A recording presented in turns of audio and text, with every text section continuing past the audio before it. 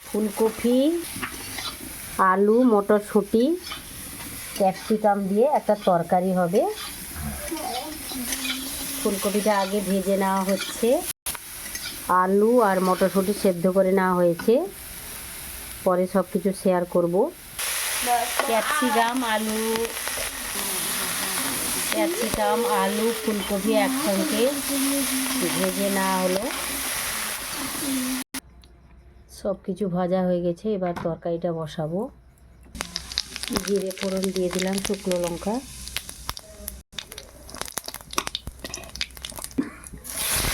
কিছু দিয়ে দিলাম,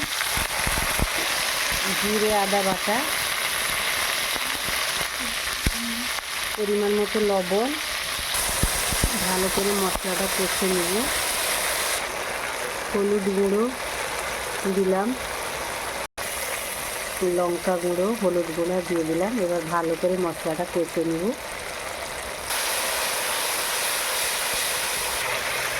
মশলা হয়ে গেছে, এবার সবজিগুলো দিয়ে দেবো। রান্না হয়ে গেল। ফুলকপি, আলু, মটরশুঁটি, ক্যাপসিকামে একটা তরকারি, মানে মাখা একটা তরকারি, কষা মতো হবে। রান্না হয়ে গেছে, এবার নামিয়ে আনবো। রান্না হয়ে গেছে, উপরে গরম মশলা ছড়িয়ে দেওয়া হলো। কেমন হলো বন্ধুরা কমেন্ট করে জানিও।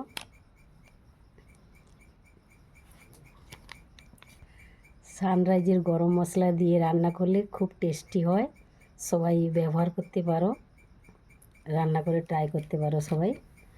রান্নাটা কেমন হলো সবাই কিন্তু কমেন্ট করো।